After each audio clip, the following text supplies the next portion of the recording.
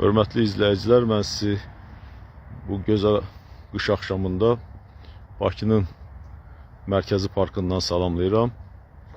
Bugünkü mövzumuz Amerikanın tutduğu mövqe barədədir. Yəni, Amerika dövlətinin rəhbərləri niyə elə bir mövqe tutublar ki, bu nəticədə Ukraynanın işğalına və onun ardınca da digər postsovet ölkələrinin işğal altına düşməsinə yol açacaq bir mövqedir. Yəni, necə ola bilər ki, Amerika əzəli düşmənini bu qaydada əlini gücləndirsin?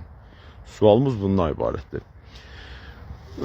İndi mən bildirmək istəyirəm ki, Amerika dövlətinin tarixinə bir nəzər salsaq, görəcəyik ki, Amerika dövləti heç də bizim gördüyümüz daim bizə göstərilən, reklam edilən dövlət deyil. Amerika dövləti 1870-ci illərə qədər, yəni yaxın tarixə qədər Türklərlə eyni kökdən gələn Hinduları qırıb, soyqırım uyğulayıb. Yəni, dövlət səviyyəsində qanun çıxarılıb, Papanın fətvası olub ki, Hindular şeytan ruhlu məxluqlardır, onlar insan deyil. Və Amerika dövləti onları dövlət səviyyəsində silahlı birləşmələrlə soyqırımla məruz qoyub. Yəni, qadınlı, kişili, uşaqlı hamısını qırıblar. Qaçıb qurtulanlar üçün də mükafat təyin ediblər. Bu mükafat da belə idi ki, istənilən adam onları öldürə bilərdi və öldürəndən sonra başının dərisinin üst hissəsinin alnından yuxarını kəsib skalp deyirik də bura. Skalpını təhvil verməli idi şerifə, polisə və oradan öz pulunu almalı idi. Bu qutardı bu qədər. Yəni, bu insanlığın bir üzü.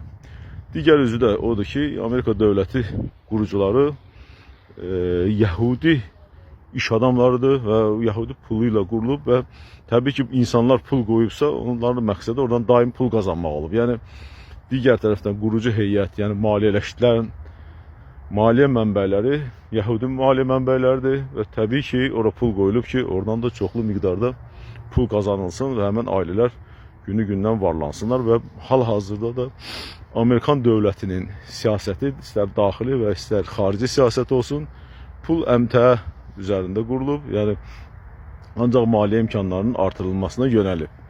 Yəni, uzun sözün qısası Amerika üçün ən vacib olan pul gəlirlərinin artmasıdır. Və Ukrayna müharibəsi başlayanda bu bir prob qoymaq idi. Yəni, insana bir vərəm sınağı qoyurlar, nə bir xəstənin sınağı qoyurlar. Görüm, orada zarajeni versə, deməli, hə, bu xəstədir. Verməsə, deməli, bunun immuniteti güclüdür. Belə bir məqsədlə qoymuşlar. Mən belə hesab edirəm.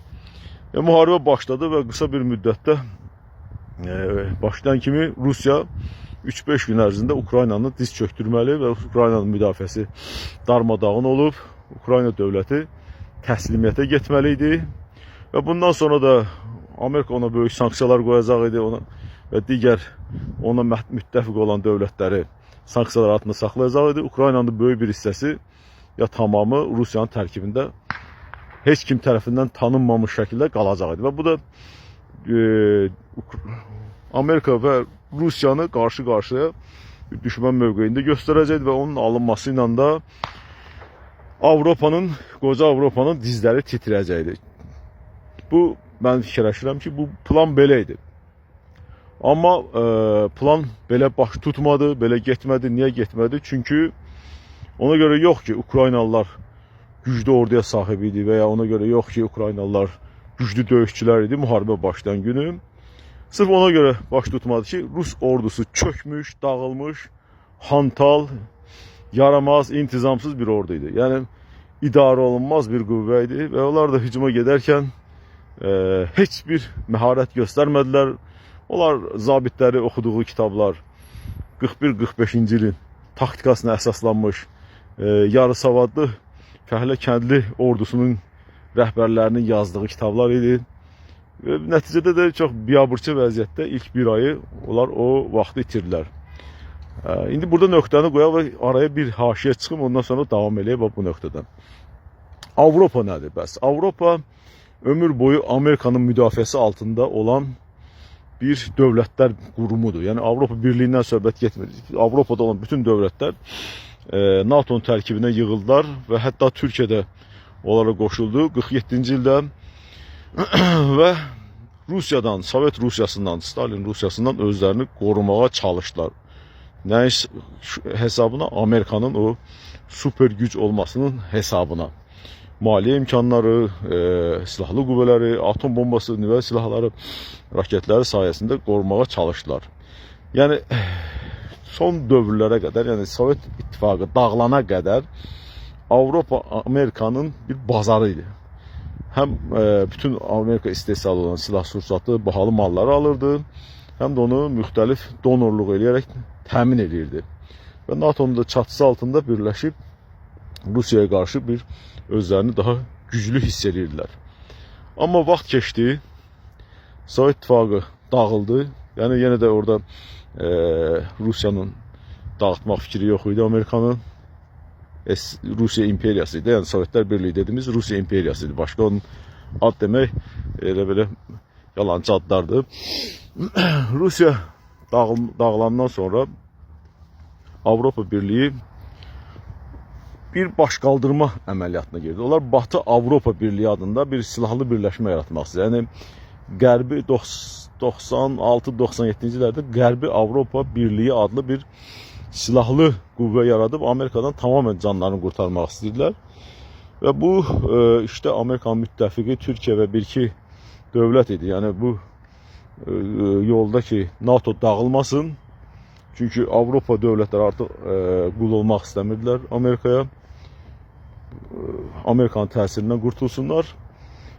Amerika müəyyən manevrlərlə onları öz təsiri altında saxladı. Və indi qaydaq Ukrayna məsələsinə ki, Ukrayna müharibəsi uzandı bir ay və Avropa ona kömək elədi.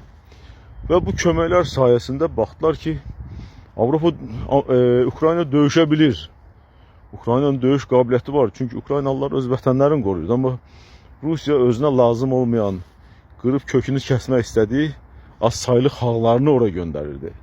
Əsasən müsəlmanları və buddistləri və türk mənşəli, Qafqaz xalqları demədən hamısını göndərir ki, geçsinlər orada qırılsınlar. Yəni biz bunu 2-ci Dünya müharibəsində də görmüşdük. Yenə bir həşiyə çıxacaq. Müsəlman birləşmələri, birlikləri, böyük diviziyalar 3 nəfərə bir tüfənglə, ya adi tüfəng, 5 açılan tüfəng içində 5 dənə güllə ilə, 1 dənə güllə ilə, 2 nəfərə bir tüfəng, birində bir ağacla, nə ilə hücuma göndərilirdi. Alman qoşunların üstə. Və arxada da olurdu arakəsən dəstələr, MT-nin, KGB-nin arakəsmə dəstələri olurdu. Onlar pulemyotdan otururdular. Və bu hücuma gedən əskərlər, əgər geri gəlsəydilər 100% öləcəkdilər. Çünki bunlar pulemyotları güllələyirdilər. Qabağa geçsəydilər, şansları var ki, sağ qalsınlar. Və Almanlar bunları güllələyirdilər, biçirdilər avtomatlarla, pulemyotlarla hücuma gedən bu bizim əcdadlarımızı. Və öz ateş mövqələrini bəlli edirdilər. Bunun müqabilində Ruslar artilleriya həmən nöqtələri vurub darmadağın edirdilər. Aviasiya ilə vururdular, əsasən artilleriya vasitələrini vururdular. Vurub onları susturandan sonra, təbii ki, bu gedən canlı qüvvə də ətdən divar idi, hamısı qırılıb gedirdi. Hətta Jukov deyir ki, mən mina sahələrinə də insanları buraxıram, heç mina təmizləməyə vaxt ayırmıram. Ondan sonra yaxşı silahlanmış tanklarda, zirehli maşınlarda, nə bilim, əllərində avtomat o PPŞ-larla, nə bilim, bursa avtomatlarla gəlirdi Slavyanlar. Ona görə də bütün şəhərlərin alınmasında heç bir dənə çətin bir milli diviziya görmək olar. Və Taganrog, Maganrog bir-iki belə şəhər var. Qalan hamısı olurdu xristianlar və Slavyanlar. Və müharibənin nəticəsində belə çıxır ki, müharibəni qazandı Slavyanlar. Amma ölən Özbəyin, Qazağın, Qırğızın, nə bilim, Türkmənin, Azərbaycanlının, Qafqaz xalqlarının, Buryatların, Sibir xalqlarının sayı hesabı yox idi. Bunlar bir ət çəkən maşına salınan kimi hamısı qırılırdı. Bax, taktikada bu idi ki, yəni düşmənin yeri məlum olsun, düşmən sursatlarını atıb sərf eləsin və sonradan yüksək hazırlıqlı qüvvələrlə onlara qarşı hücum olunsun. Mövzumuza qayıtsaq, yəni Avropa Birliyi dövlətləri, yəni Avropa dövlətləri deyək, bu Ukrayna savaşında özləri üçün bir qurtuluş, nicat yolu gördülər. Bu qurtuluş yolu onların Amerika istilasından, Amerika hegemonluğundan qurtuluşu yol oldu. Və bugün Ukrayna əgər Rusiyaya qalib gələrsə, ən azından öz ərazi bütövlüyünü qoruyub saxlaya bilərsə, bu Ukraynanın NATO blokunu, Avropa dövlətlərinin NATO blokunu dağıtması mənasına gələcək və onlar öz bloklarını quracaqlar. Amerikasız və ya Amerika orada bərabər hüquqlu bir tərəf olacaq və əvvəlki gəlirlərindən məhrum olacaq. Bu da Amerikaya sərf eləmir. Digər bir aspekti isə bu Avropa tərəfini hesab edən aydın oldu. Digər tərəfdən isə Çin təhlükəsi var. Yəni Amerikanın senarisinə görə əgər Rusiya Ukraynanı alsaydı və ondan sonra ona qarşı böyük təzyiqlər göstərilsəydi, təbii ki onun ortaqları, tərəfini tutanlar, obrislər hərə bir bloklaşacaq idi. Dünya yenə iki bloklu olacaq idi və əvvəlki hegemonluğu Amerikanın əlinə qayıdacaq idi. Amma bu belə olmadı bildik və Çin məsələsi ortaya çıxdı. Yəni bugün Amerikanın göstərdiyi təzyiqlər qarşısında nəinki Çin iqtisadiyyatına nəsə bir böyük ciddi təsir oldu. Demək olar ki, heç bir təsir olmadı. Demək olar ki, Çin daha da qüdrətləndi və bu qorxular çərçivəsində Amerika artıq öz mövqeyini Donald Trump'la konkret olaraq ortaya qoydu. Yəni best ceremony deyirlər də ruslar. Yəni nazsız, qəmzəsiz birbaşa olaraq Trump öz mövqeyini, Amerika dövlətinin mövqeyini ortaya qoydu ki, deməli Ukrayna Rusiyaya verilməlidir. Bu onların mövqeyidir, yenə deyirəm, Avropanı əldə saxlamaq üçün və digər Rusiya və Çinə qarşı bloklaşmaq üçün. Digər tərəfdən Çin dövləti burada nə udur, nə uduzur. Məsələn, mən Çinin prezidenti olsam, nə fikirləşərdim? Necə mövqe tutardım bu münaqişə zəminində?